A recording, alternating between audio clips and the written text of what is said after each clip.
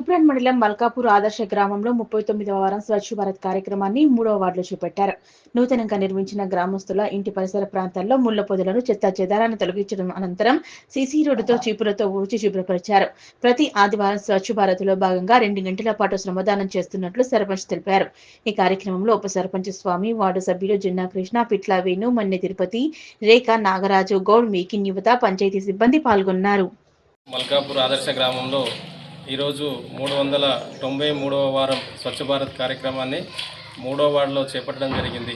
3వ వార్డులో ఇండ్ల పక్కన ఇంటి వెనుక స్థలాల్లో అంటే ఖాళీ ప్లాట్లలో పేరుకుపోయినటువంటి పిచ్చి మొక్కలను కూడా తొలగించి చెత్త చెదారాన్ని మరి చీపుర్లతో ఊడ్చి శుభ్రపరచడం జరిగింది. ప్రతి ఆదివారం కూడా ఈ స్వచ్ఛ భారత్ కార్యక్రమం ద్వారా 2 గంటల పాటు శ్రమదానం చేసి గ్రామాన్ని పరిశుభ్రంగా ఉంచుకోవడం జరుగుతుంది. అందులో భాగంగానే ఈరోజు మహిళలు కూడా ఈ యొక్క స్వచ్ఛ భారత్ కార్యక్రమంలో పాల్గొంటున్నారు.